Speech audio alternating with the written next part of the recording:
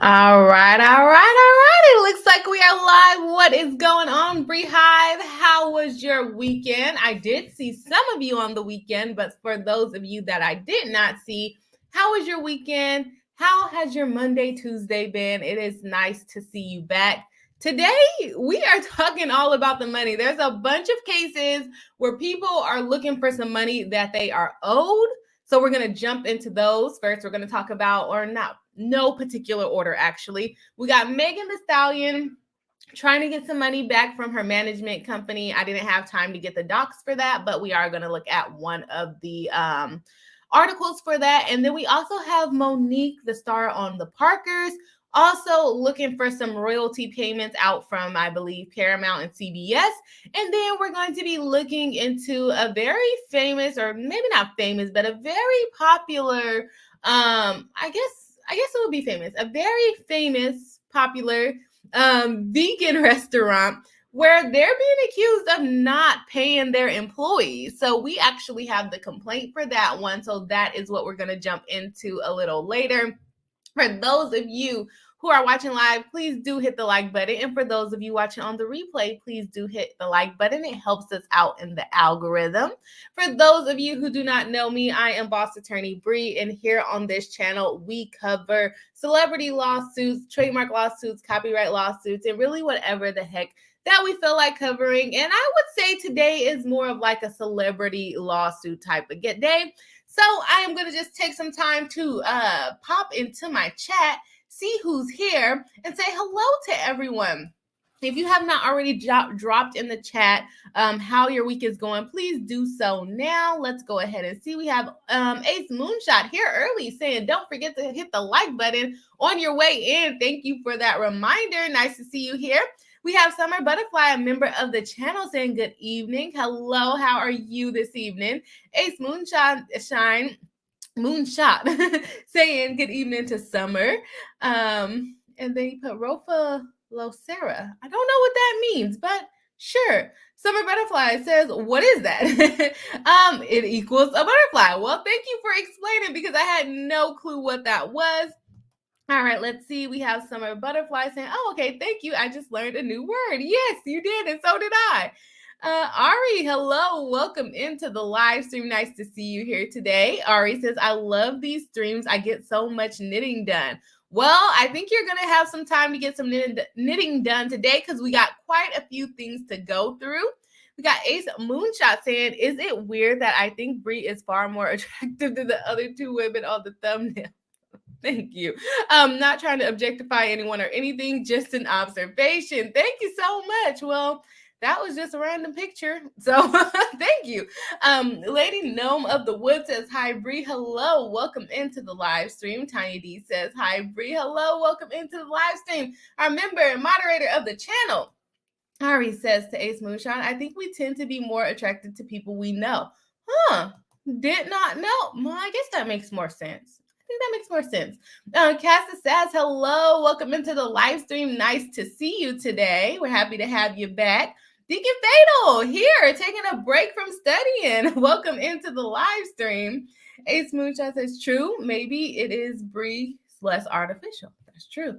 Come on here, makeupless. So we like to have fun, right? More relatable, maybe. Casa says, Deacon Fatal, hello. So good to see you. Yes, of course. Good to see everyone in here today, especially our friends, our old friends of the channel. Alam Bebe says, pretty good week minus the broken hand. Oh, yeah, I forgot. I hope that is healing well. And I hope that you had some good rest that night. Let's talk about Sunday and how the show never came on for us. Like, it's ridiculous. Oh my gosh. Ace Moonshot says, I should take up knitting. I said that I would like to start knitting as well. Tiny D says, I'm listening, but to pour some resin. Why do you guys have so much hobbies and I don't have any? I'm so jealous. I wish I was as artistic as you guys are.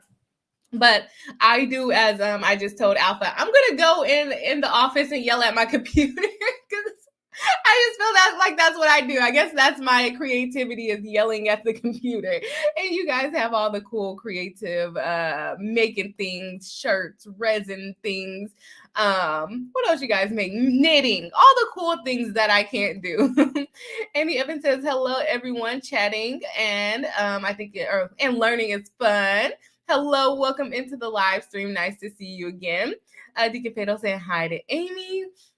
Summer Butterfly says, hopefully I'll finish the blanket I'm crocheting during the stream. I want to learn how to do that. I said that on Rob's stream a couple of weeks ago, and I have not started. But to be fair, a lot has been going on, okay? I've been trying to catch up on Lori Vallow. I'm too far behind now, but I'm still trying to catch up on it over the weekend so that I can give you guys a breakdown. But I'm saying I'm going to give you a breakdown, and I'm not taking notes because I'm listening to it as I work out and stuff. So I don't know how good my breakdown is going to be. Or if we even cover it at this point, because I'm so far behind at this point. Summer Butterfly says, oh, already read that one. It looks like it says, hey, Bree and Bree Hive. Hope everyone is well. Hello, welcome into the live stream. Nice to see you. Always another member and moderator of the channel, making the Bree Hive run smoothly. Love to have you here.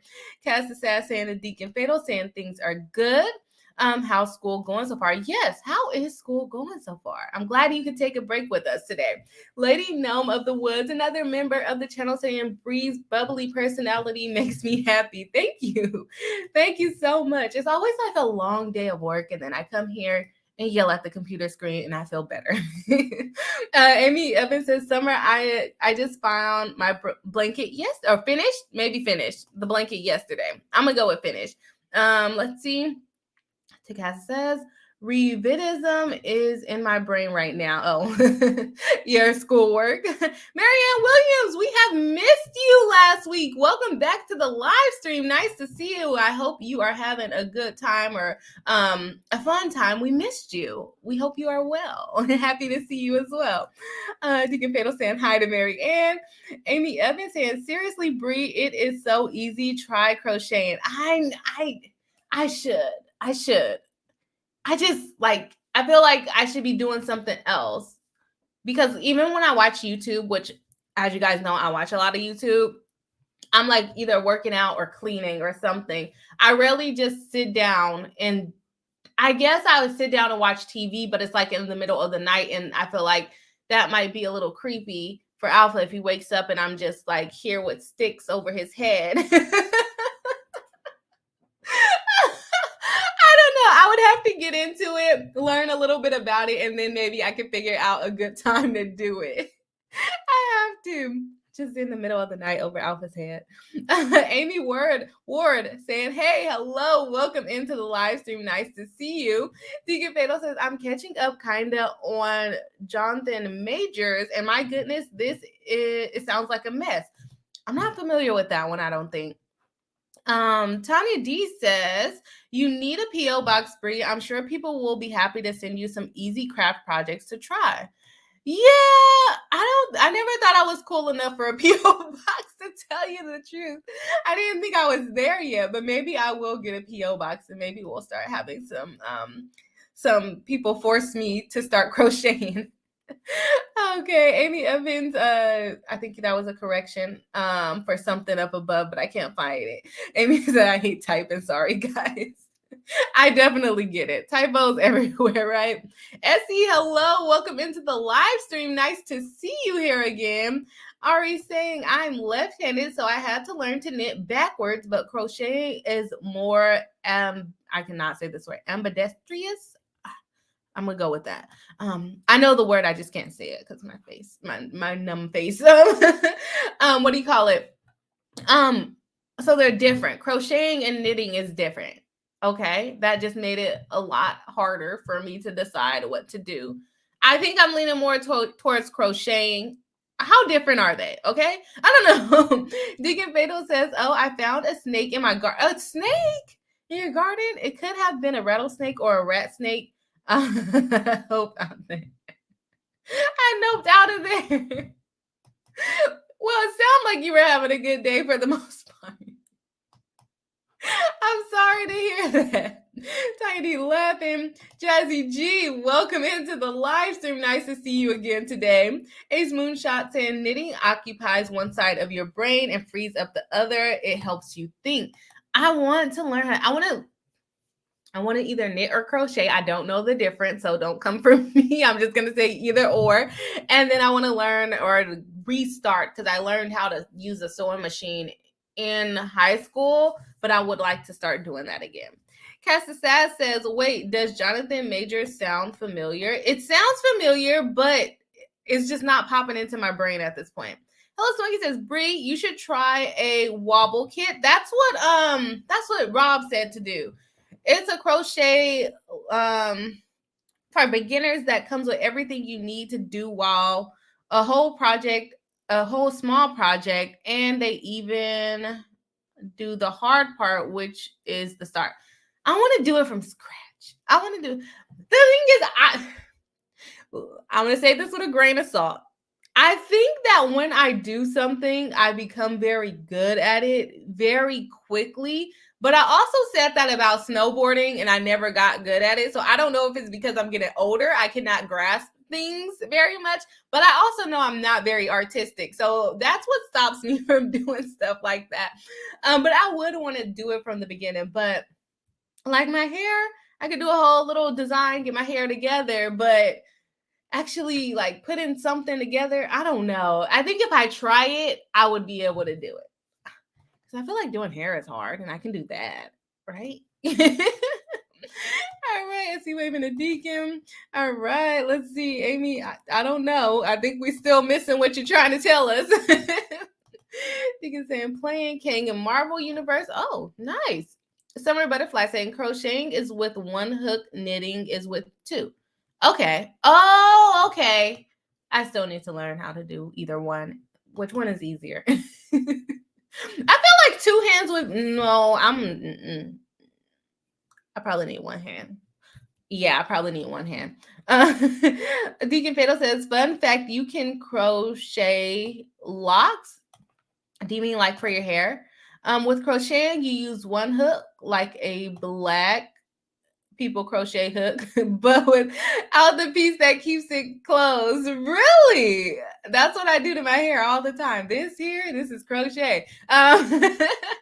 Let's see, but without a piece to keep it closed, and the thing you're working on doesn't stay on the hook. I would probably be able to do it because I feel like that's like crocheting faux locks or something like that. I feel like that's similar. Okay, I'll look into it. All right, I'm behind in the chat already, and we're talking about knitting, so I'm gonna have to skip some chat, y'all. I'm gonna have to skip some. Melatonin says, if Jonathan Majors is guilty, bruh, still not ringing a bell. I'll have to look into it. Amy Evans says, my entire blanket is one stitch over and over. It keeps, it helps you learn tension and isn't that hard. Okay. I would have to get some supplies and then try it. Get some supplies and then try it. Okay. Let's see. We're going to jump into some cases. I'm behind in the chat, so I have to skip some chats, y'all. But we'll get back into it if we slow down a little later on. If you guys have not already, please do hit the like button. It helps me out in the algorithm. We were reaching our 100 like per stream last week. I don't know if it was the popular topics or what, but we were reaching that goal. We're currently at 26 likes. So if you have not already, please do hit the like button. We have 33 people watching live. And for those of you watching on the replay, I don't know how many yet, but if you have hit the like button on the replay, also do hit the like button. All right, let's go ahead and start with Megan Thee Stallion. This article, I probably should have got an article with more detail in it, but I didn't. It was a busy day today, but that's okay. Let's go ahead and take a peek at what's going on in there. All right, we got Megan Thee Stallion, not to be confused with Meghan Markle the Stallion. I need help. All right. Megan Thee Stallion accuses her label of draining money to avoid paying her. So, for those of you that do not know what's going on with Megan Thee Stallion, Megan Thee Stallion is a rapper. She basically got into a bad contract with her managers, in which she only keeps about, I think, 40% of the profits of her music, her record releases.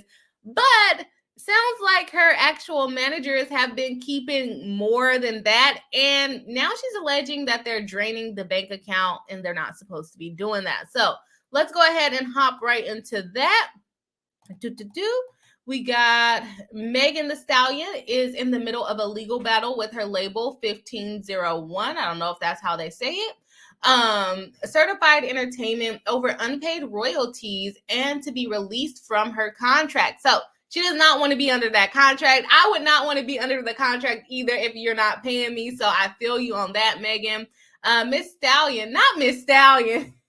I gotta stop live reacting to these things because why are you calling her Miss Stallion? That is not her name. I feel like this is not someone who is familiar with rap that wrote this article. All right, Miss Stallion recently submitted new legal filings involving 1501's bank accounts. According to Megan, the label is running dangerously low on funds, but only because 1501 Chiefs Carl Crawford, what a name, Jay Prince, I am familiar with him, and G. Roberson. He did not get a hyperlink, so he must be the least popular out of all three, have siphoned up the money to avoid paying her. They're basically taking the money out the bank account so they don't have to pay my girl Megan Thee Stallion, even though she's the one putting out the hits. The documents show that the primary bank account associated with 1501 had less than $10,000 in it, despite much more than that in deposits, because I know Megan Thee Stallion is still making bank even after she got shot, okay? The precise amount is redacted from the documents that were shown to the press, but it's reportedly in the millions. And Megan says some of the money should be hers. So she's asking the judge in the case to appoint a neutral third party to take over the financial operations of the company. That is super smart. She does not want them draining out the bank account and then having to sue them, and then they file for bankruptcy because they don't have the money to pay her. Because 9 times out of 10, they owe her the money. They need to let her out of the contract. They need to pay her and let this girl live. Let Megan Thee Stallion live. She's just going through it all. All right. I kind of want to do a deep dive on this case. It's been going on for a while, so I do kind of want to dig through, but I don't know what court it's in to find the documents. I have to figure that out. The lawsuit between Megan and 1501 has been going on for over 2 years now. Oh, they just said it. She says her contract with the label is unfair, leaving her with 40% of the proceeds of her recorded output, but forcing her to take on expenses involved in recording, including payment of featured artists. That leaves her with a sliver of the revenue from her hit songs. And at one point, the label was preventing her from releasing any new material at all when she was attempting to renegotiate her contract. They do this a lot to the rappers, the Black artists especially. I feel so bad for them because usually, I don't know Megan Thee Stallion's background, but a lot of times rappers and people that become famous out of nowhere, they come from a place where they don't really know much about the contracts, and they just see, oh, they're going to get me this diamond necklace. Oh, I'm going to be featured on a song with Drake. And then it turns out that you have to pay for the video shoot. You have to pay for that necklace. So it's an advance, and it's technically not your money until you pay it back. So when you make the money off of the song, you basically ended up with nothing in your pocket just to have on the chain that they advanced to you that you did not know you were buying. So I definitely feel bad for people that get into the music industry and they don't really understand how these things work. And that's why you should always have a lawyer that has your back. So that's my little spiel on there. Let's see. 2 years ago, she was reportedly suing 1501 for $1 million in damages, accusing the label of other assorted misdeeds, including an online smear campaign against her, and the matter still hasn't been settled, ongoing for 2 years. The new filing alleged that Crawford, Prince, and Roberson are the only ones actually making money from 1501 coffers, but It's now up to a judge to determine whether there's any legal action that should be taken. I think that's pretty much. Oh no, I think I got more.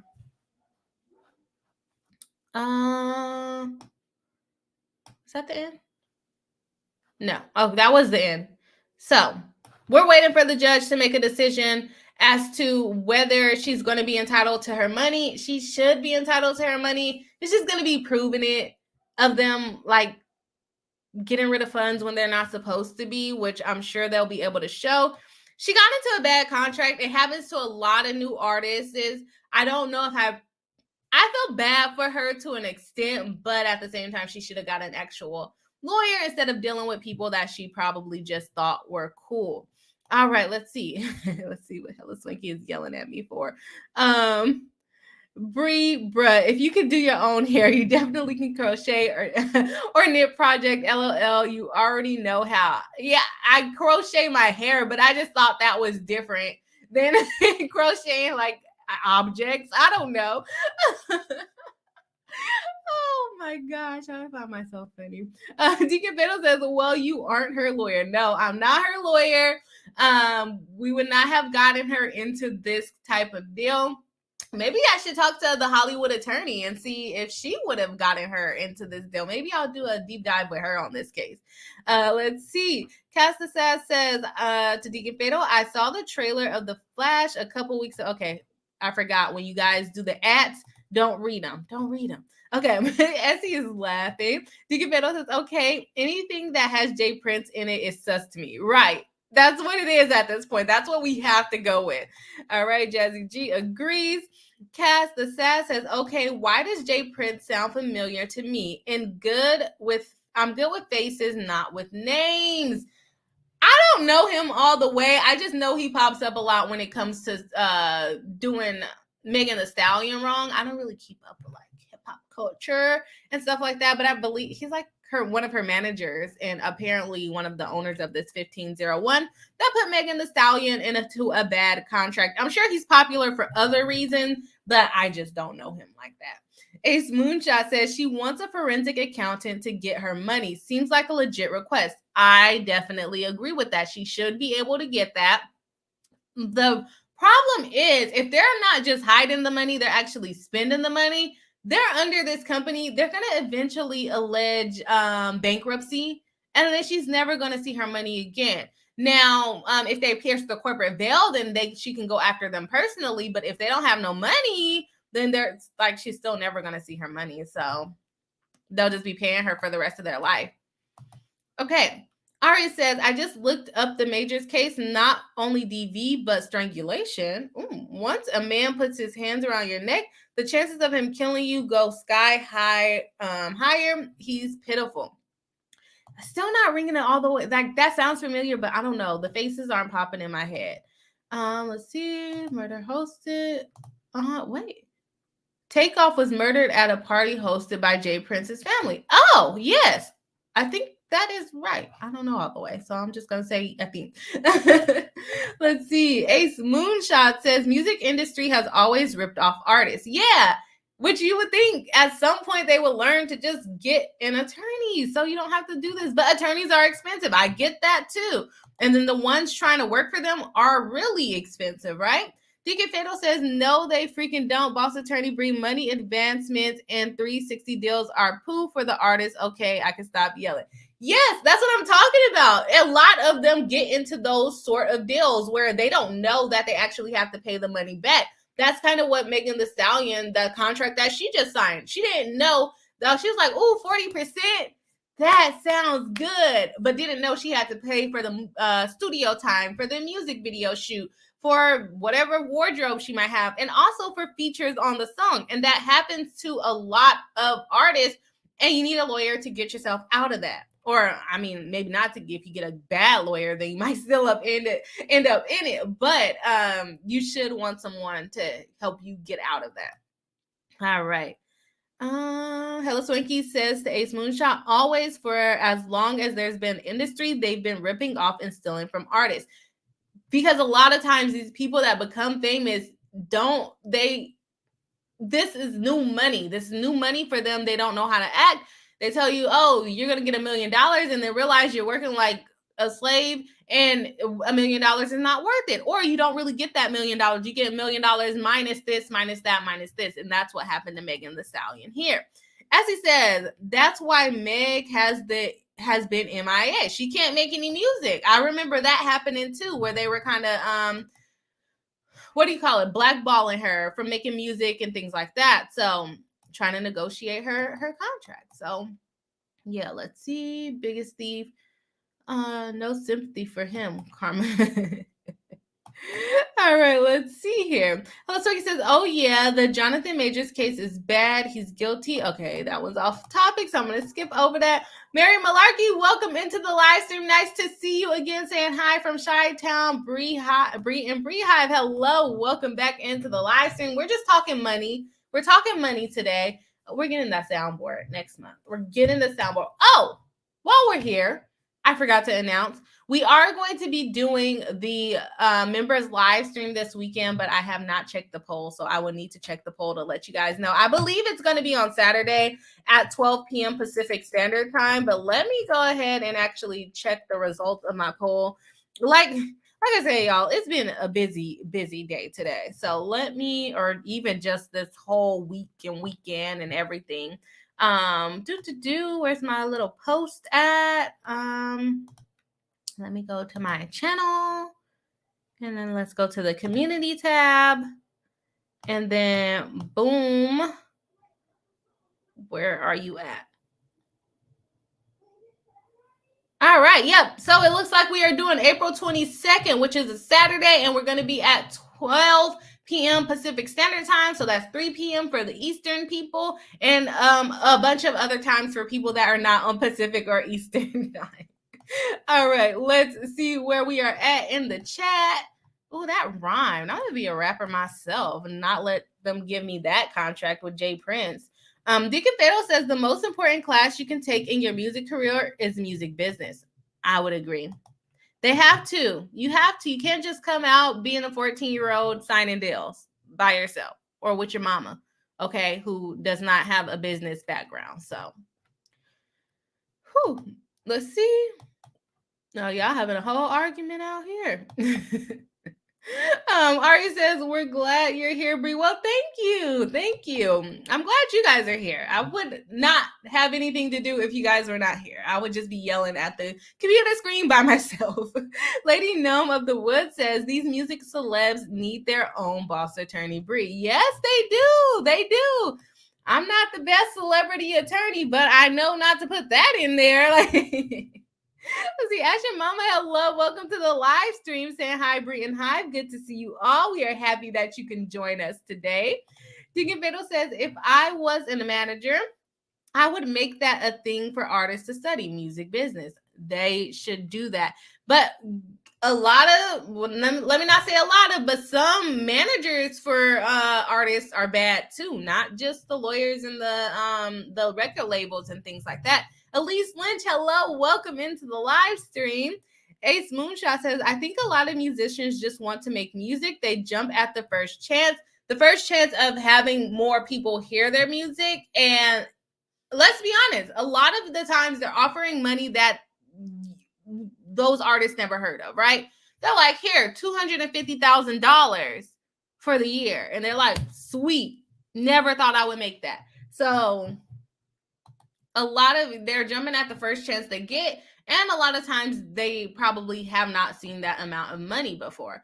Elise says, hey to Deacon. Cassie says, I have receipts. I think you guys are talking about that trial. So that is enough with Megan Thee Stallion case. We're going to go ahead and get into Monique's case about not being paid her royalties for her show, The Parkers, which is insane. How are you not going to pay Monique? My camera is not in the center today, and it's really bothering me, but I can't just like get up and fix it on stream because I feel like then it's going to keep messing up. So let me see if I can go to the center.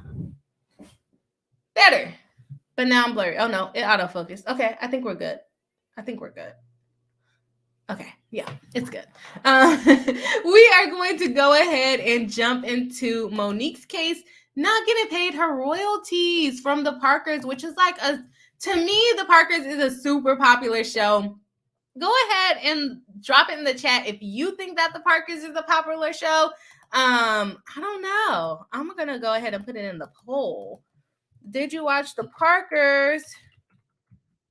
You watch Parkers. I watched this show growing up. It's very popular. I'm just gonna leave the regular yes, no, and I don't think so.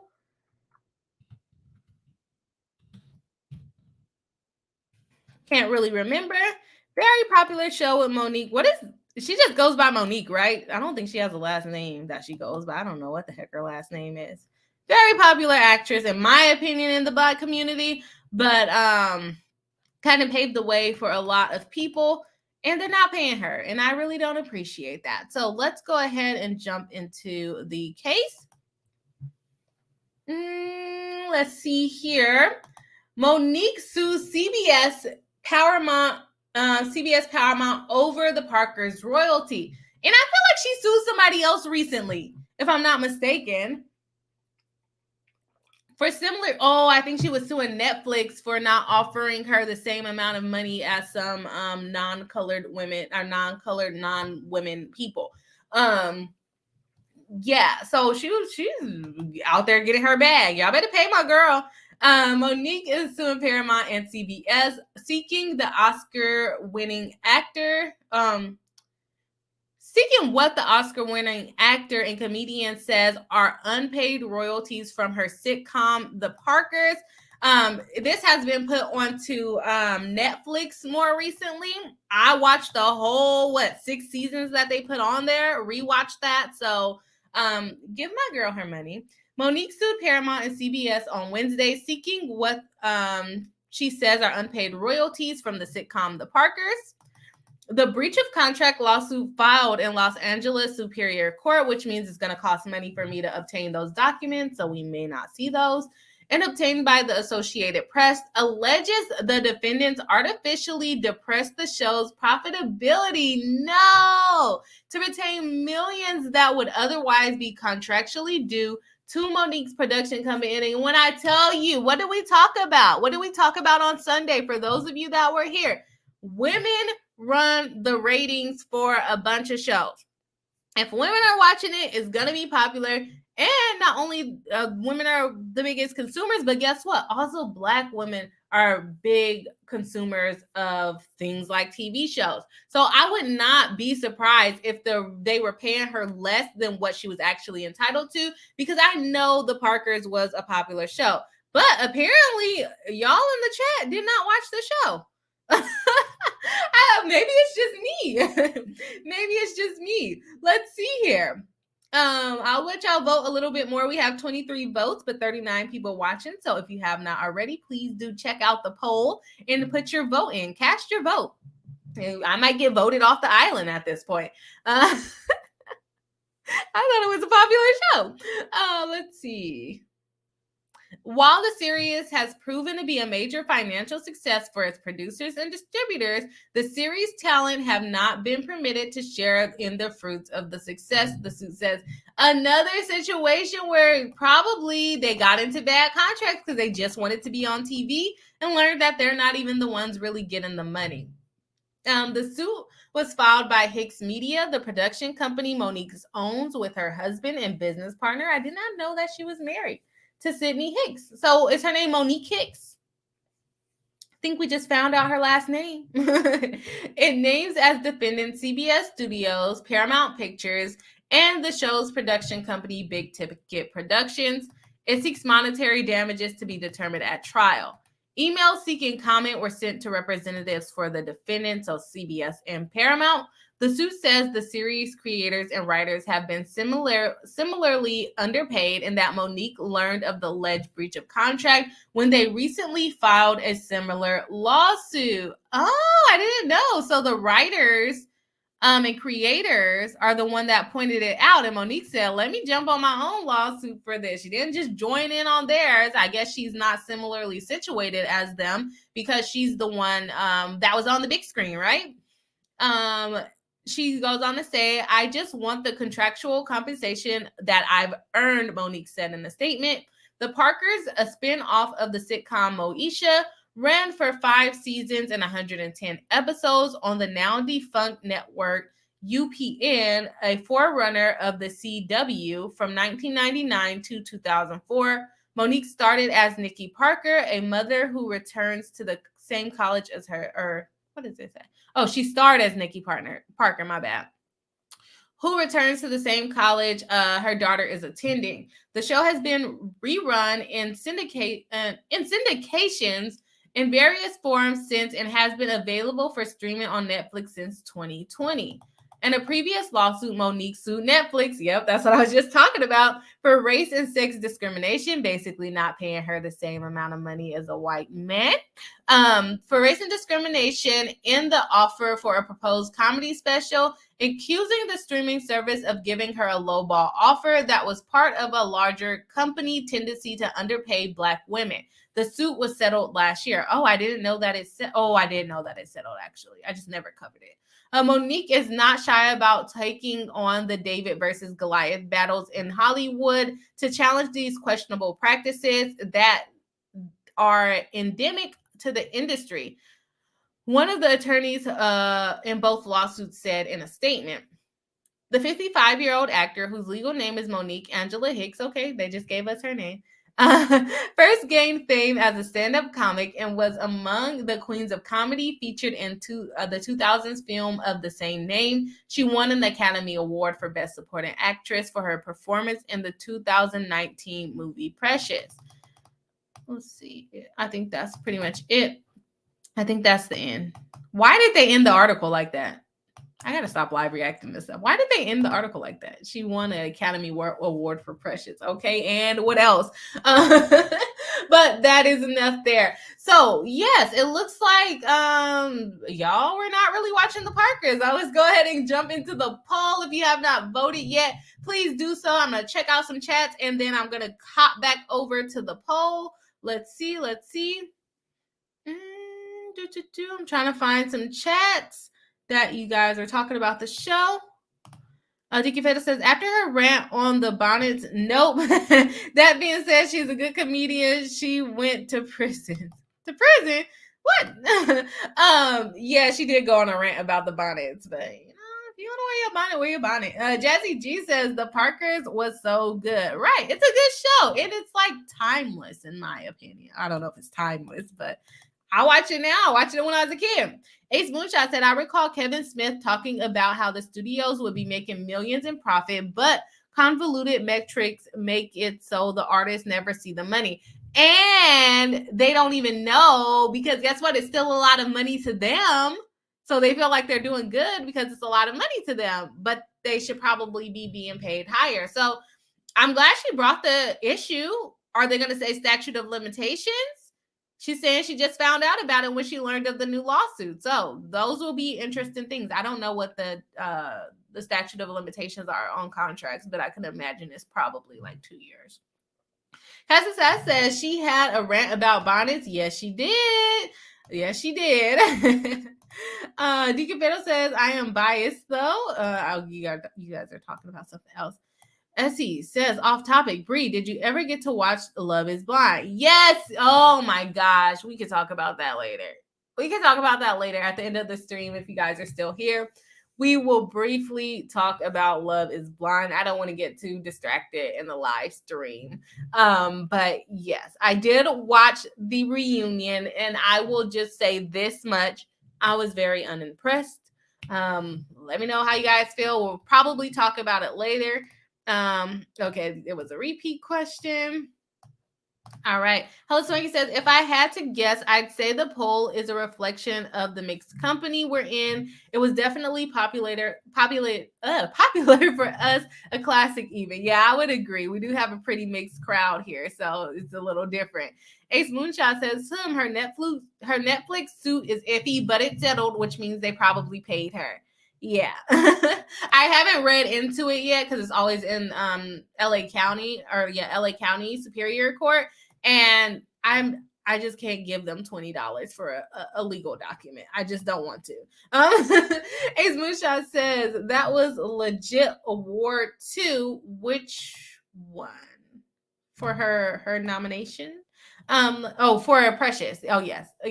Essie says she was amazing in Precious. I cried. Yeah, she did a great job. I think she's good in movies. Like, she did a great job in Precious, especially. But and it was a role that wasn't necessarily. It wasn't comedy, which is normally what her roles are. So yes, she deserved that for sure. Nissa Howard says, I watched more drama and action shows growing up. Nice to hear.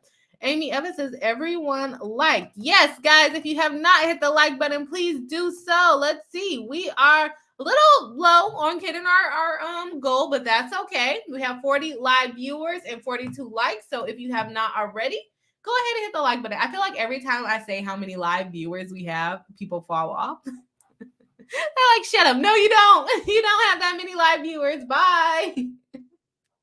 Not anymore.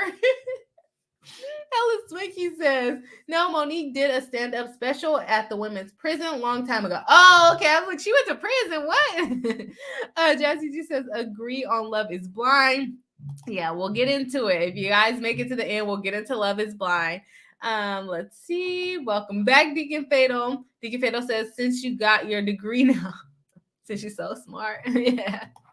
I think Ifedo says that line stuck with me. Yes, and they've also made it a meme or a TikTok, I guess you would say. So it has resurfaced for sure if it wasn't already in your head. Jazzy G says Monique is a good actress in my opinion. I agree. I think she's really good at what she does, and that's why she's suing people because they don't want to go toe to toe with her. And figuring out what money they owe her. And they probably did overpay her. Like, this is the early 2000s. Underpay her. This is the early 2000s where they was underpaying everyone, especially, you know. So we'll leave it at that. Y'all can infer what you want to infer there. All right. So with our votes, we got 38%. So I should have took off the I don't know. But we have 38% saying yes, you watch the Parkers. 50% saying no, never watched the Parkers, and 12% saying I don't know. I definitely watched the Parkers growing up. Like, me and my whole family used to sit down and watch it. Recently, me and Alpha just sat down and watched the whole entire seasons, or every season, not the whole entire seasons. Oh, I guess that works too. But we watched the whole thing. So it was a popular show to me. I think Monique does a great job acting.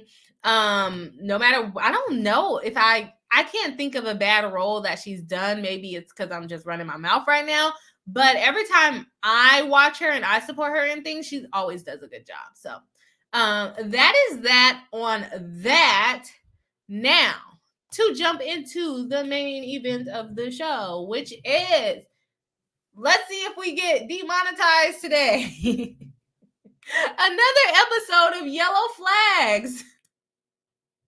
Oh, I have to get like a little swoosh that does that to warn. No, not to give YouTube signals to yellow flag me. Flag on the play. But we are getting into the main portion of the show. We are looking at a lawsuit against Slutty Vegan. Yes, the restaurant is called Slutty Vegan. Very interesting name. Always wanted to try it. Have not tried it yet. I think isn't it in Atlanta or something? Oh, that's what I wanted to do too. I wanted to look at their website too, because their website is nice. We can look at what kind of food they got. But the employees are suing the owner. Suing the owner for unpaid wages, and it is in Atlanta. So yeah, I have not been to Atlanta, so I don't know when I'm gonna try this Slutty Vegan food. And I'm not vegan, so I'm always skeptical when they say, oh, try this, it's vegan. It makes me scared, but that's okay. I guess I shouldn't be scared because meat is probably worse than whatever the heck they're putting in the vegan stuff. Oh my gosh. Let's see. This is how it says, I watch more drumming, or I think I already got that one. I think I went too far up. All right, didn't get that much chats right then, but I thought I saw something. Deacon Fatal says, I didn't watch the Parkers, but my mom and auntie did. Okay, I did with my mom. Deacon Fatal says, oh no, what is this? The Slutty Vegan case. Ari says, is this the one that started in Atlanta and opened a store in NYC somewhere? I don't know if they're also in New York. I know they started in Atlanta. It just pulled up here. Hotlanta says a moonshot. As he says, oh, it's a restaurant. I thought it was a rapper or something. Suing for unfair. Oh, I guess everybody else was an actress. We did a rapper, an actress, and now we're doing a restaurant. So it's all about them. Ooh, I should have named the stream all about the Benjamins, baby, because everybody's getting sued. Oh my gosh. That's probably, no one would probably get that, but that's okay. Jazzy G says, tried it and it was pretty good. Huh. Ace Moonshot says, I thought Slutty was being spicy. You think I'm that creative that I could come up with that? No, I'm not that creative. It's literally what the restaurant is called. I'm not that creative. I try to think of like catchy thumbnails and titles. It just does not work for me. It's not working. I guess it's either the legal field is why I can't make it catchy, or the fact that I'm not creative. Who knows? But we're here. We're here now. And I have friends here, so I can't be that bad. Yes, I do want to try though, Jazzy G. I do want to try the vegan food. Just I haven't. Well, I guess there's a vegan restaurant near me, but I don't know. I don't know how I feel about that one. But I would try this one if I go to LA. Deacon Vado says, okay, I heard about some of this. Just give me food and call it chicken. Or just don't give me food and call it chicken. Just say it's veggie. Let's see. We're going to see what some of their food is called. Pastor Sass says, I went to downtown Atlanta once. It was very pretty. Every street name had the word peach in it. I haven't been there yet. I would love to go. I think they are known for having some pretty good food, so I would love to go for those purposes. Ace Moonshot says, I thought it was clickbait, LOL. Well, you got here. No, it's literally the restaurant name. Yes, but I do want to go to Atlanta too, Cass says. Deacon Fiddle says, stop lying to me about your food. You gotta eat some chickpeas chicken sandwich. That's what it is. Sorry for anybody that's vegan here. I'm sorry. Y'all thought I was calling like a vegan person slutty. YouTube gonna shut me down. YouTube is going to shut me down. I thought I was insulting someone with clickbait. Hey, Smoothie, I'm red faced now. I see that. Alicia G says, hey, Bree and friends, I just got home. Happy to make some of the live. Hello, nice to see you. Another member of the channel, Alicia G, welcome in. I hope you had a great day today. We are getting into the nitty gritty of our live stream, so you're just on time. Kimmy Locker, another member of the channel, saying, I live in Atlanta and one of their locations is pretty close to me. So depending on how we feel after reading the lawsuit, I can do some research on behalf of the Bree Hive. Yes, come back and report. Come back and report. I don't know. I got to go to Atlanta at some point before I have a baby. I don't know if having a baby would stop me from going to Atlanta, but I would like to go before I have a baby. No problem, Casta says. Deacon Fiddle says she said that, not you. That's what she called the restaurant. As he says, vegans can be slutty, don't discriminate. I just feel like that's insulting. Like if I named the stream Slutty Rapper Doesn't Get Paid talking about Megan Thee Stallion, that would be messed up, right? Yes, we did, Bree. What did I say? I forgot already. Let's see. Hello Swaggy says, don't forget to finesse the algorithm, y'all. Help the stream. Hit the like button. Yes, please do if you have not already yet. Deacon Fiddle says, I love Pollock Panner. They just don't lie about it. I don't think I'm familiar with that. Hello Swanky. Oh, is that another vegan restaurant? Hello Swanky says, and to become an official member, hit the link that she's dropping. And I think this is the one. Oh, hit the join button on Android and desktop, and then a link for the Apple. Thank you. I got confused there. I probably have been reading that wrong, like since you've been posting that, because I realized that it's two different things you're telling us to do. iOS is the link, and then hit the join button if you're on the computer or Android. Alicia G says, it was crazy, but ending amazing and with you. Oh, wow. Well, I'm happy I'm not happy that, well, if the crazy is good, then I'm happy that it was crazy. But I'm glad that you were able to join in with us. I'm giggly today, okay? I can barely keep my words together. Ari says, okay, I looked it up. They have a few locations, mostly in Georgia, but one in Brooklyn and one in Harlem. Okay, so they're expanding. We are at 51 likes, says Deacon Fatal. Hello Sunky says Atlanta, which is halfway there. We're halfway there, guys. 44 people watching. We just hit 52. So we're on our way into our 100 goal. Hello Sunky says Atlanta is pretty kid friendly. Bree, depends on what you want to get up to. I personally hate the city, but you can have a great time with or without kids. I don't like kids like that. No, just no. I don't know. I feel like that's something I would rather just do with adults, and then I'll take the kids to like Florida for Disneyland or LA for Disneyland, I guess.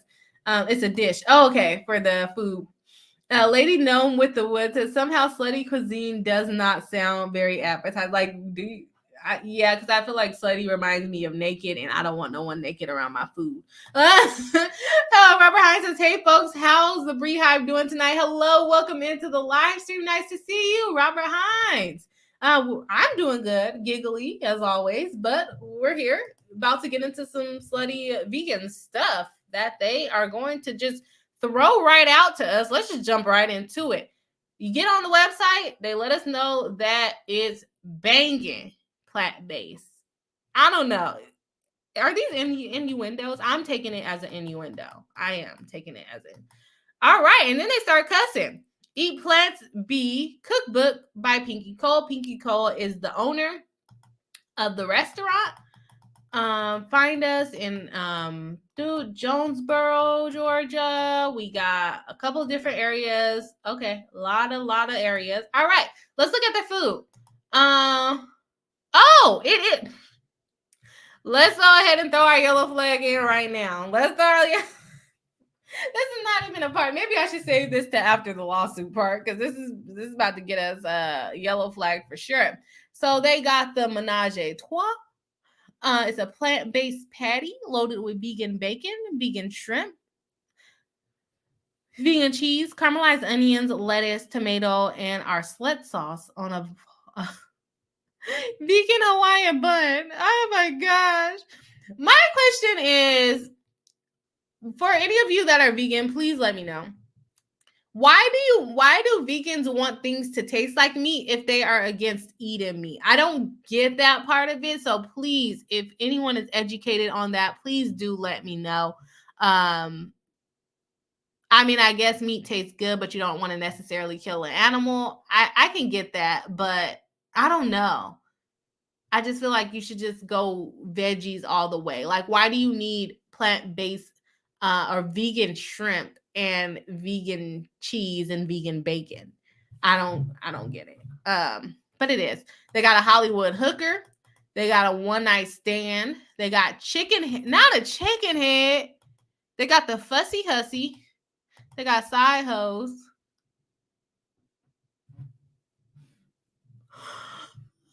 This is a New Orleans style crispy shrimp tossed in buffalo sauce with the side of fries and sweet and spicy coleslaw. The house-made ranch dipping sauce because it's a side hoe. They got the sloppy toppy. Yeah, so it's for sure innuendos at this point. We got the big dog. We got the super slut. The sneaky link. It's a plant-based dog slid in a warm pretzel bun. They covered with hottie toddy chewy. One thing I would give them is they are very creative. They got a ho boy and a hot toddy. Chili, okay. Eat plants, kids. Oh, at least the kids' items are not crazy. They got a dance hall queen. For the kids, they just got a cheeseburger and chicken tenders and a PLT. Glad y'all are not feeding the kids what you feeding the adults. What else? They got, what is slutty water? They got slutty water, sweet potato pie. Okay, that's normal. Sea moss banana pudding. That's interesting. King of popsicles and slutty slushies. They also got skinny dippers, slutty fries, potatoes.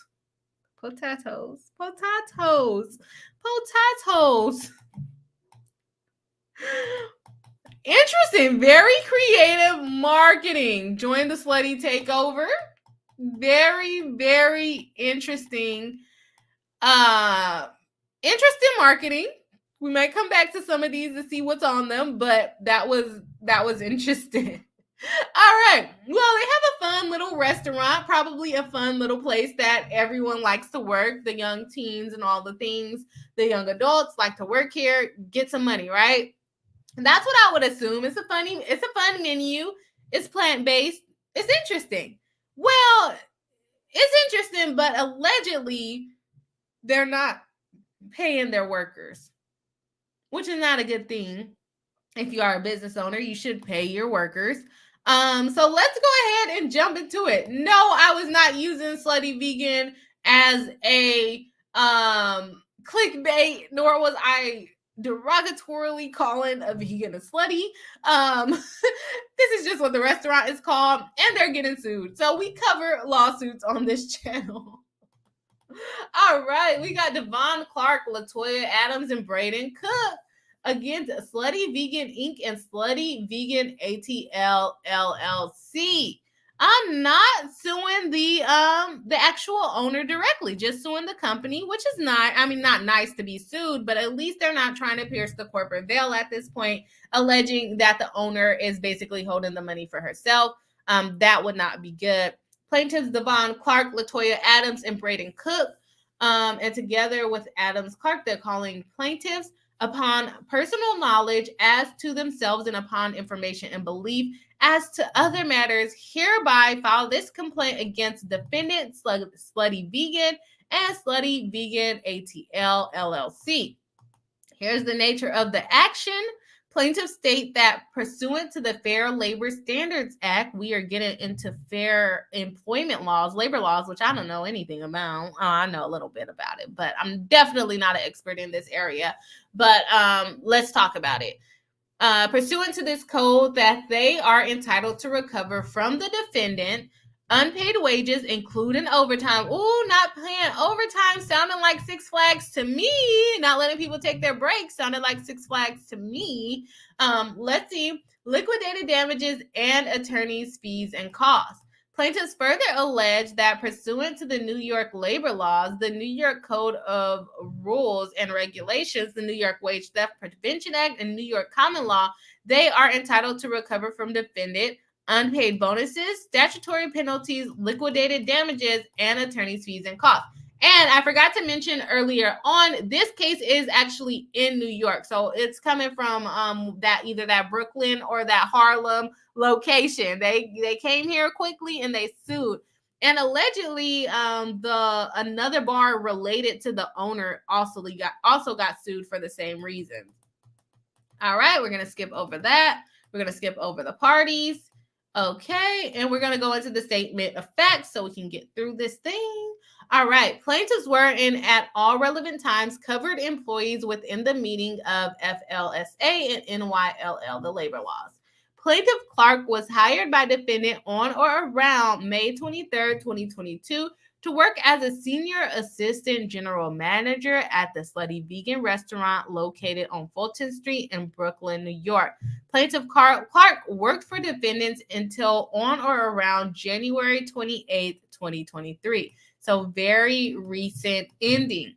Clark was initially hired as a salaried employee for $75,000 per year as a senior assistant general manager. Sounds like good money, but they are also in New York, so I don't know. On September 7, 2022, Plaintiff Clark was promoted to Brooklyn general manager, and his annual salary has increased to $85,000 a year.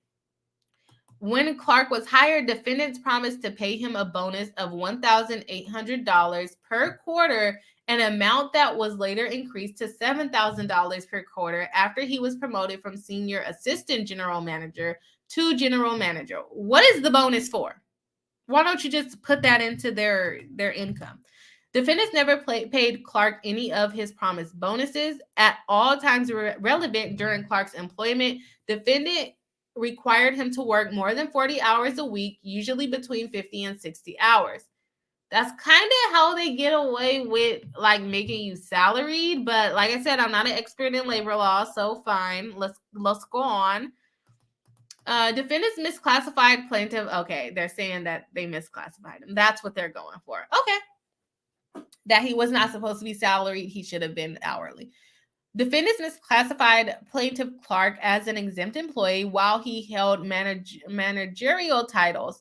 Defendants required plaintiff to perform a number of non-exempt tasks, including cooking and preparing food, including grilling burgers, frying food in deep fryers, and assembling burgers and other items, serving food to customers at expo stations, and performing general cleaning tasks. Okay, sir.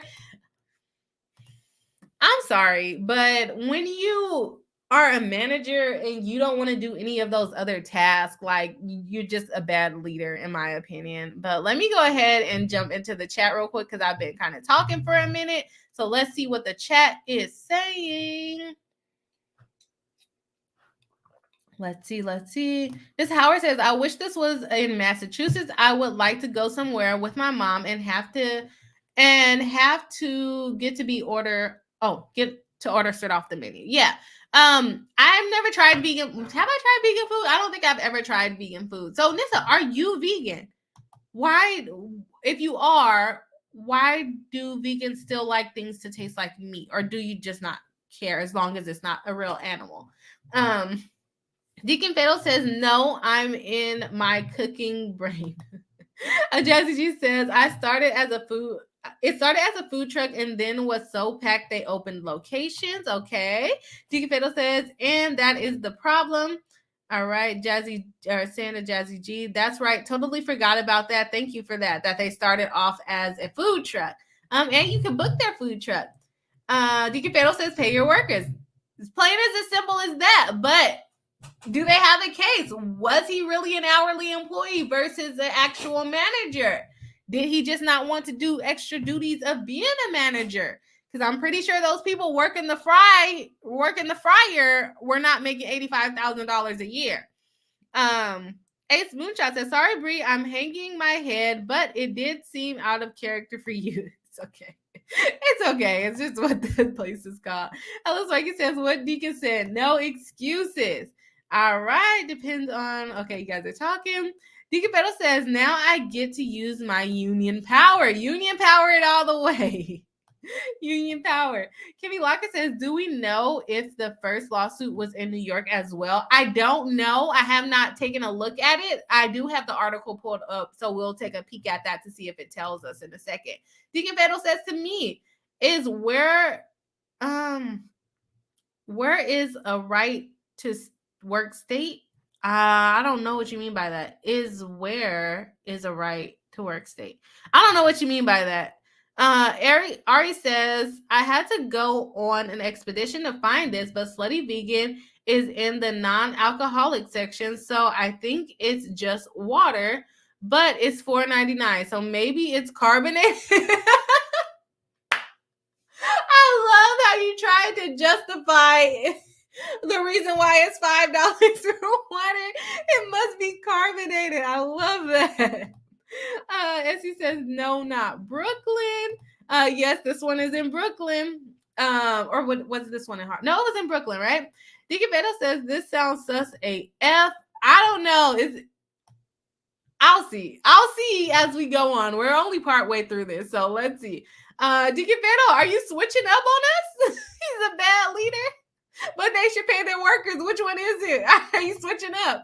Cassie says, okay, but aren't managers supposed to do those things? Like fill in for people sometimes? Yeah. If you're a good leader. Essie says, Clark seems like he has all the jobs. He does have all the jobs. But was he misclassified? Those are the questions that need answers here. I'm thinking like they worked their hourly time and they weren't paid. This is a live reaction for me, y'all. So I did not see this coming. A Smoothshot said he did get promoted quickly. He did. He got extra money. And like I said, I don't think the people working the fryers are making $85,000 and $7,000, or he said he never got the bonus, but maybe the bonus was like performance based. I don't know. Ari says, if I were a manager, I would hop in and help on the line. but not for free. Run me my time and a half. That's what my boy is saying. That is what he's saying. Mr. Howard says, no, not vegan. My mom is. She mostly do veggies and tofu. Okay, that makes sense. But I guess they do chickpeas and stuff too. All I know about is like tofu and chickpeas. So, yeah, I don't know. I guess it doesn't need to. I guess it depends on what kind of vegan you are too, or what kind of meal you're looking for, really, right? Cassie Sass says, I look for leaders who are willing to do the dirty work at the warehouse I work out. That makes sense, right? Lady Gnome of the Wood says, not a vegan, but made my own veggie burger, and they were tasty. I am not opposed to veggie burgers. I'm not opposed to it. I just always wonder, why is it still like meat food, whatever you want to call it. Ari says, so many places want owner levels of dedication from employees, but like, you have to pay me to come here. I'm not for fun, right? And I'm not making the big bucks that you're making, and that's what my boy is saying here. At all times relevant during plaintiff Clark's employment, defendants never paid him the required overtime rate of time and a half. That's what y'all was talking about, for each hour he worked in excess of 40 hours per week. They're going to argue that he was salary, and he's going to have to show why he was misclassified. And why he took, he doesn't have to show why he took it, knowing that he was misclassified, but they'll probably call him out for that. I don't know why I'm yawning, y'all. I'm sorry. Plaintiff Adams. Now we're on to the next plaintiff. Plaintiff Adams was hired by defendants to begin working on May 30, 2022, as an assistant general manager to work at defendants' Brooklyn location. Plaintiff Adams worked for defendants until the termination of her employment on January 28, 2023. Okay, hold on. Y'all got hired around the same time and fired around the same time. Y'all is playing around, huh? Y'all planned this. This is me speculating, but he got hired on, I'm calling them a he. I don't know if it's actually it. I think it was a he, right? May 23rd. And the other one was hired on May 30th, same year. And then he was fired on January 28th, and so was the other manager. So y'all was doing something to get y'all selves fired, but let's go on. Adams was fired as a salaried employee, earning $75,000, or hired as a salaried employee, earning $75,000 per year as an assistant general manager. When Adams was hired, defendants promised to pay her a bonus of $4,000 per quarter. Why are the bonuses uneven, even though they're making the same amount of money and they have the same freaking job title? I mean, I guess you can negotiate your salary, right? Defendant never paid Adams any of her promised bonuses. You don't just get a bonus for no reason, though. So were there any qualifications to get the bonus? I'm confused. At all times relevant during Adams' employment, defendants require her to work more than 40 hours per week, usually between 45 and 50 hours per week. She did not put in as much time as the other one. Oopsie, what did I do? As Clark, but nonetheless, she worked overtime. Defendants misclassified Plaintiff Adams as an exempt employee while she had managerial title. Defendants require plaintiff to perform a number of non-exempt tasks, including jumping in to assist line staff to cook and prepare food, including grilling burgers, frying food in deep fries, and assembling burgers and other items, serving food to customers at expo stations, and performing general cleaning tasks. Working. Okay. If defendants, I wonder if there's more restaurant. I wonder if there are more restaurant style labor lawsuits like this one. I wonder. Not just necessarily against them, though. Defendants instructed Adam that a manager had to work the expo station, the station where food was physically served to customers at all times. In order to keep up with defendants' guidance on serving food to customers within certain times and performance windows throughout her work shift, Plaintiff Adams had to repeatedly step in to help cook, prepare, serve, and otherwise expedite orders. Plaintiff Adams estimates that while she did create schedules and supervise employees, defendants required her to spend the vast majority of her shift performing the same physical tasks as the employees she was supervising. Then change your job title. At all times relevant during plaintiff Adams' employment, defendants never paid her the required overtime rate of time and a half for each hour she worked in excess of 40 hours per week.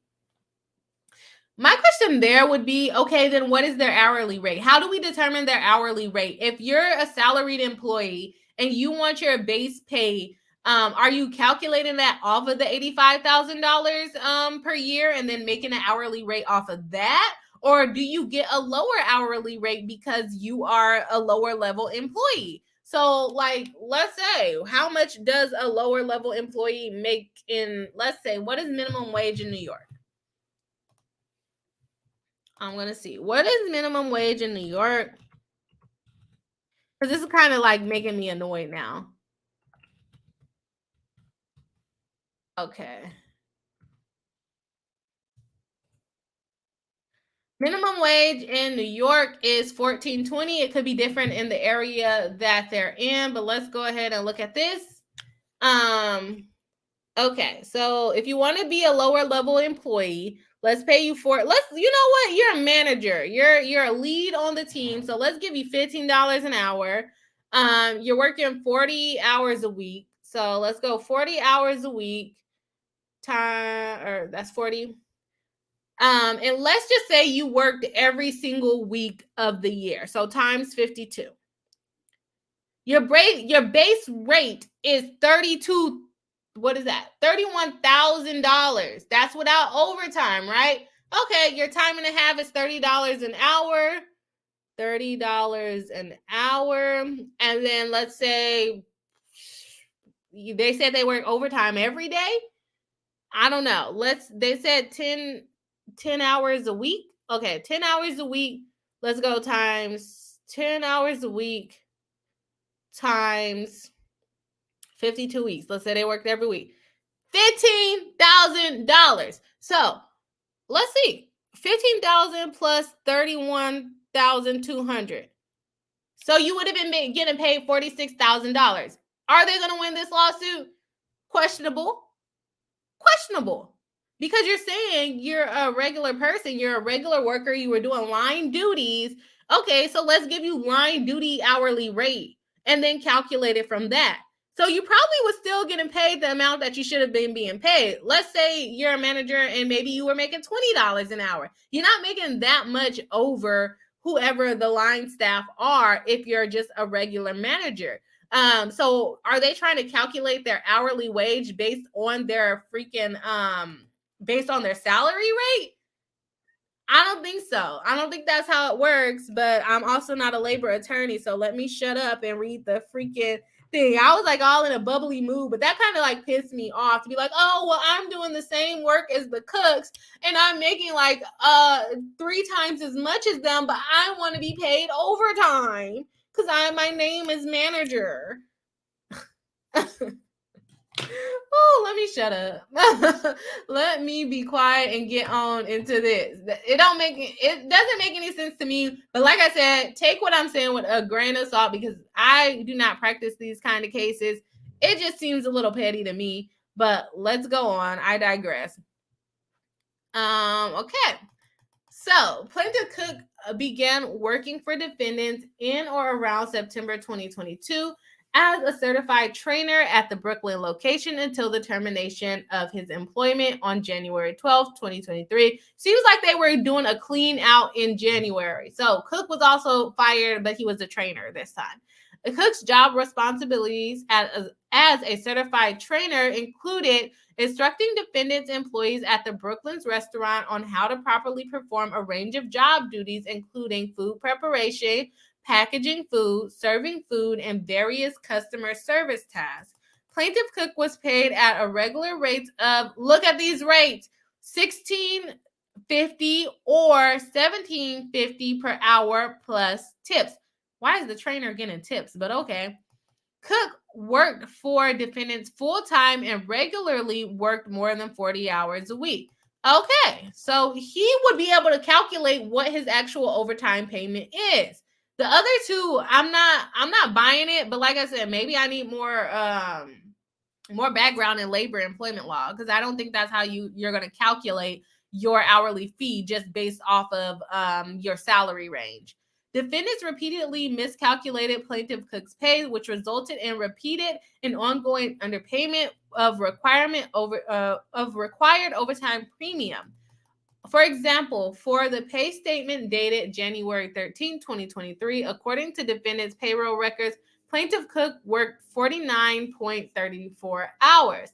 The first 40 of these hours were paid at the regular rate of $16.50 per hour, correctly totaling $6.60 in gross regular wages. Under the FLSA and NYLL, the remaining $9 or 9.34 hours should have been paid at overtime rate at 1/2. Overtime rate and 1/2. Okay. When based on the regular rate of $16.50, plaintiff Cook's overtime would have been $24.75. Therefore, Cook's 9.34 hours should have been $231.16. So we're going to go with 16.17. And overtime for his pay period. However, defendant lists Cook's overtime as 7.34, 2 hours less than the correct overtime total, just 181.67. Confusingly, defendants categorized 2 hours of spread of hours, which are paid at a minimum wage rate of $15 per hour, not at the overtime rate of $24.75. That's weird. It is unclear whether plaintiff Cook did in fact work more than 10 hours in a given work shift on 2 different days during the pay period covered by the January 13th pay record. So it's unclear to y'all. So, I mean, how the heck are they going to know? Regardless of whether plaintiff Cook did work 2 shifts totaling 11 hours or more, that week, the defendants decided to pay him a New York State spread of hours premium of 1 additional hour at the minimum wage rate for each shift where he was required to work more than 10 hours. All 9.34 overtime hours are required to be paid at the overtime rate of time and a half, not at the minimum wage rate of $15. I don't know how none of that works, so sorry. Two other pay records covered the week before the week of January 13th, 2023 contain similar underpayment with regards to failure to pay at the required overtime rate, accompanied by an apparent mischaracterization of 2 of Cook's overtime hours under the spread of hours category of the minimum wage rate of $15 an hour. Adding further confusion is the fact that plaintiff Cook's regular hourly rate is listed at $17 an hour on the January 6th and through the 20th payment records, but dips to $17.50 for the pay record on January 13th. At all times during plaintiff's employment, he was required to wear a uniform consisting of a red polo shirt with defendant's logos, black slacks, black socks, and non-slipped shoes. Defendant only provided 2 shirts to plaintiff despite the fact that he worked 5 days per week, more than 40 hours every day. More than 40 hours every week. Oh, I thought I said every day. Defendants required Cook to wear his uniform to work every day. Plaintiff Cook did in fact wear his uniform to work every day. Plaintiff required plaintiff to wear his uniform to work in a clean condition every day. Cook did wear his uniform in a clean condition, which required him to do laundry a minimum of twice a week. Oh, poor you. Let me stop. Defendants never washed or offered to wash plaintiff's uniform for him and did not pay him for the required uniform maintenance pay. Oh my gosh. Every single job that I have worked where you were required to wear a uniform, they only gave you 2. They literally only gave you 2. So I don't know. Maybe I should have stayed away from this case in labor laws, because I've been wrong too, if that's the case, because Jelly Belly did it to me. Six Flags did it to me. I think those are the only 2 places that I worked that required a uniform. But yeah, maybe I need to be filing a lawsuit too. I didn't know that was mistreatment, okay? Making me wash my clothes. Oh my gosh. Defendants never offered to wash his clothes. Because defendants' improper compensation policies, plaintiff was deprived of pay in direct violation of the laws. This pattern of conduct was continuous through plaintiff's employment. Defendants' unlawful conduct was widespread, repeated, and consistent. By implementing the above policies affecting their employees, defendants knowingly and willfully operated their business with a policy of not paying their employees an amount sufficient to compensate plaintiffs for all amounts due under FLSA overtime laws of time and a half, the New York State overtime laws of time and a half, and regards to all plaintiffs in New York spread of hours pay in New York uniform maintenance pay in regards to plaintiff Cook. Defendant did not furnish plaintiff with accurate statements with every payment of wages, listing gross wages, deductions, and net wages as required by New York labor law. Let's see. Plaintiffs reserve the right to amend the complaint once the wage and hours records are required to be kept under the FLSA, and information regarding defendants' corporate and franchise ownership structure is produced by defendants during discovery. All right, they're saying that they violated these laws. The defendant had a gross revenue in excess of $500,000. Is that for the year? All relevant times, defendants had a policy and practice of failing to pay the statutory requirements. I don't think I'm going to go through these. So I'm like having a hard time breathing for whatever reason. But count one is a violation of the the federal labor laws. And then count two is a violation of the New York labor laws. And then count three is a breach of contract for Clark and Adams because they were promised bonuses and were not given the bonuses. Count four is New York labor law failure to pay uniform maintenance pay. Oh, I did not know that. There is a uniform maintenance pay in New York. Learning something new today. They did not offer to wash his clothes. I did not know that was a thing. See why I need to shut up on stuff I don't know what I'm talking about. I wonder if we have that in California because I want to make the same complaint. New York labor law annual wage notice and periodic wage statements on behalf of plaintiffs saying that the wage statements were not accurate and changed and all those things. Let's see. Last is pled in the alternative. Plaintiffs repeat and allege above based on defendants' failure to pay plaintiffs the appropriate bonus. Defendants were unjustly enriched and at the expense of plaintiffs.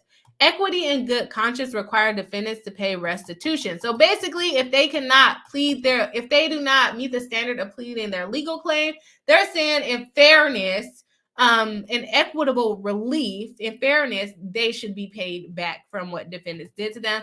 How much money are they really going to get from this? Doesn't sound like a lot. It doesn't sound like a lot to me. If anything, it does not sound like a lot of money. Maybe the penalties will make it a lot of money. But just based off of what they may owe them, I don't see it being worth as much money as bringing this lawsuit.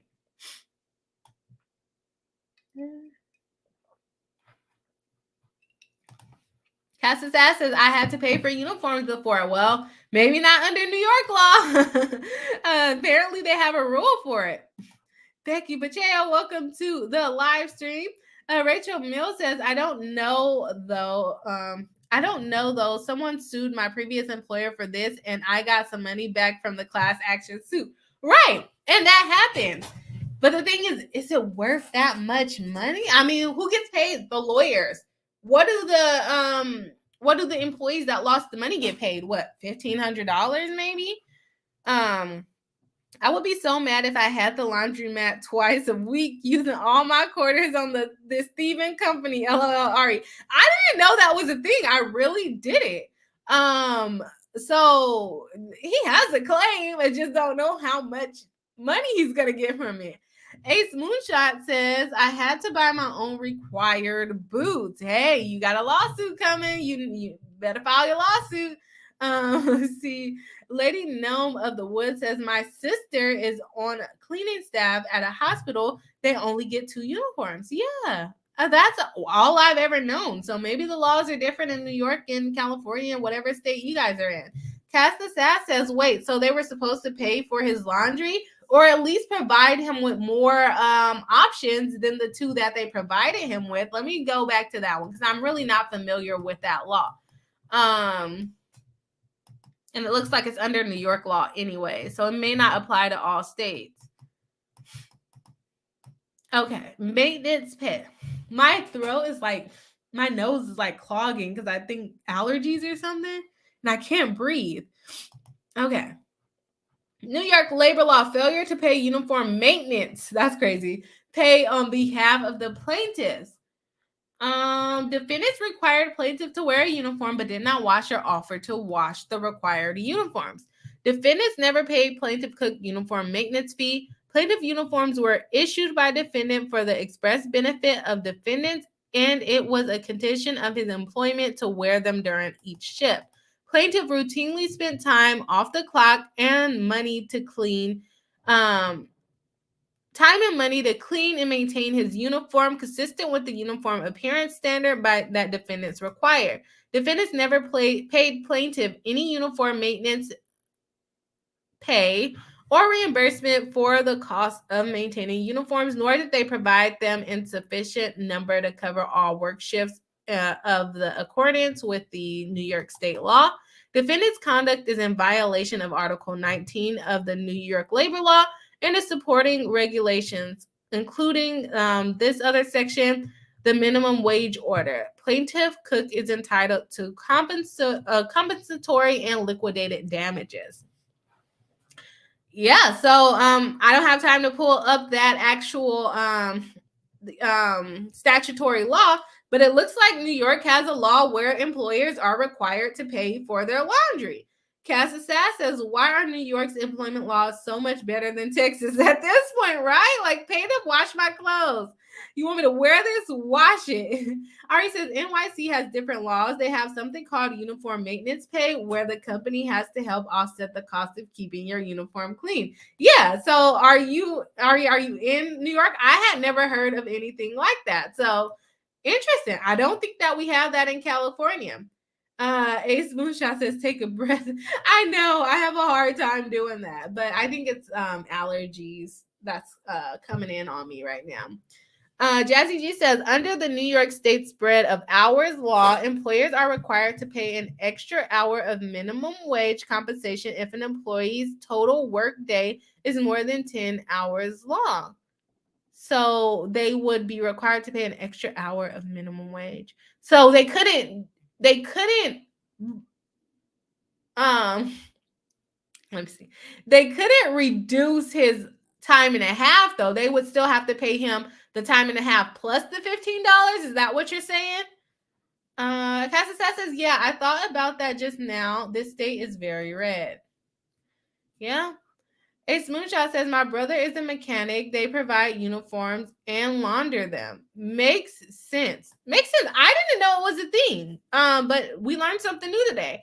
Rachel Mills says to me, I don't know about that, but see above, my former employer got sued in a class action suit for making us buy extra shirts for our uniform. We won and got money back. Yeah, so when I said maybe they were required to give them more options rather than, either making him buy another one or making him keep washing it. Let's see. Richmond says, I worked at Sprouts in California. Oh, okay. Well, shoot, I should have been suing Six Flags and Jelly Belly. They just gave me two shirts. Let's see. Interesting laws in New York. Richmond says it was about $30 for the shirts that I bought for that much. Right. I don't think it's going to be a lot of money, but he is entitled to something, right? Lady Gnomes of the Woods says maybe they were hoping they would settle to quash the bad publicity. They probably are hoping for them to settle. But my thing is they're probably going to want more money than they're actually entitled to, and that's going to make things tough. Just like the salaried employees being general managers, what is their normally hourly rate supposed to be? I don't know. I don't see it being worth the money. Let's say even if they're managers, let's say they were paid more than $20 an hour. let's say you got $30 an hour, and you're working 40 hours a week, and that's 52 weeks a year, that puts you at $62,000. And let's say your time and a half is 60 and you work 10 hours per week for every week of the year, then that puts you at 31,000. So for the first guy, he's still at $90,000 and he was already being paid 85,000. So what is he winning? An extra $5,000? If assistance managers normal rate there should be $30 an hour. It's going to depend on what's the going rate for, well, I don't know if this is how it works. I would assume it would depend on what's the going rate for that type of job if it is hourly. I don't know. All right, says the discourse around this lawsuit is so interesting to me. We think employees are wrong for suing their rightful wages instead of coming after billionaires shortchanging them. Yes, that makes sense. I definitely agree with you there. It's just interesting as far as how much they're going to get. But like Rachel was saying, it could lead to a class action where other people will also get the money that they were missing. Nissa says, I got money from a class action suit by Amazon to Apple back about the ebooks. Oh, makes sense. I got a little check for from Six Flags for not giving us our breaks. So basically the people that sue are going to get the most money, and the people that don't sue are going to get like a little random check that you weren't expecting, and you're like, oh, $3. Jazzy C says, I don't think the employees are wrong for suing. I don't think that they're wrong for suing. I think that they do have a claim. I just don't think. The problem with me is like, I'm not like, even though I'm a lawyer, I feel like I'm very non-confrontational. I'm like, am I gonna like waste my time and my money trying to get $5,000 back? I understand it could lead to other people getting their money back and other people not being taken advantage of in the future. I do think that they have claims based on the laws that have been presented so far, but I just don't think that they're going to get a lot of money. And maybe they're not suing to get a lot of money. Maybe they just want what's right. But to me, I don't think I would not want to use my energy doing something like that, even though I do it every day for other people. Cassie says, thank you for that, Jazzy G. I didn't know that. Jazzy says, yeah, that's what I am thinking. Ari says, I'm in shy. I just don't like corporations nickel and diming their employees. I feel like the only job related thing I should pay for is my train fare. And even that, you might want a stipulation for no, you have to get to work. Jazzy G says, yeah, I just learned that also. Let's see where we're at. I think you guys are chatting amongst each other. Ace Moonshot says, those bonuses were like $11K. Yes, the bonuses will add up. The bonuses, you are right, Ace. They will add up. But what were the bonuses for? Because they just said we were entitled to bonuses, but not, if we meet, most of the time when you get a bonus is if you meet a certain quota. So they would have to tell us like, why were they entitled to the bonus? If they have an employment contract that just says after these many days you get a bonus, whoever wrote their employment contract did a bad job, in my opinion. I don't see them just giving out bonuses for no reason. But again, hey, we're in New York. It might work different out there. As he says, so many hospitals, Canada, they provide new uniforms daily and you return them at the end of your shift. Then they launder them. Maybe more about infection control, though. That sounds nasty to me, but I don't want my clothes being washed with other people. Like, I don't even like washing my clothes with my own fiance clothes. I don't know. I couldn't do it. I don't know. That just doesn't sound good to me. But I guess it's clean. I mean, I guess when you go to hotels, they wash all the tiles with other people's towels. So that's nasty too. But I guess it's soap and hot water. Okay, I'll be quiet. I'll digress. Cassie says, I went to HR about potential wage theft at a designer facility around DFW and was terminated over the phone that night. Took it to the EEOC and was issued a right to sue letter. Yeah. Whistleblower. They terminated you unfairly because you were a whistleblower. So I hope you sued. But like I said, I don't know if the time and energy is worth it. Lady Gnome of the Woods says, cost of living is so high in New York, probably every dollar counts. That makes sense. Cassie says, no lawyers around DFW wanted to take on the brand. Hint, hint, EDB loves their handbags. Okay. Hey. All right. That was the end of what I had to cover today, but someone did, I can't remember exactly who, I think it was Essie, mentioned, did I ever get to watch a Love is Blind reunion? I did get to watch it. I watched it yesterday. It was fairly disappointing. I felt like everyone was lying. For those of you who do not know what Love is Blind is, we covered our opinions, me and Alpha, we covered our opinions on Sunday night while we were waiting for the live premiere to come on Netflix, which it did not come on for a lot of people, but it came on for some people. I felt like everyone was lying. I felt like it was very filtered. I felt like they were not calling people out the way that they should have been calling people out. So overall, it was a waste of an hour or an hour and a half. I don't remember how long the show was, but it was a waste of time. I did not appreciate it, and I'm glad that we did not watch it live because it was very, very, very boring. So with that being said, that is all for the live stream today. Thank you everyone for joining me live. Let's see if we hit our goal. Oh, we did not hit our goal. We are at 66 likes. So if you guys have not already, please do hit the like button. It helps the stream out. It helps the channel out a lot. We didn't hit our goal today, but that's okay. We'll try again on Thursday. Like I said, the members live stream will be on Saturday at 12 p.m. Pacific Standard Time or somewhere around that time. I haven't set it up yet. Don't know what we'll be covering, so feel free to drop in the comments on this video what you think we should cover. I'll try to say that in the beginning of Tuesday or Thursday's video instead of waiting for you guys to get to the end. All right, guys. Thank you guys so much for joining live, and I will see you on Thursday.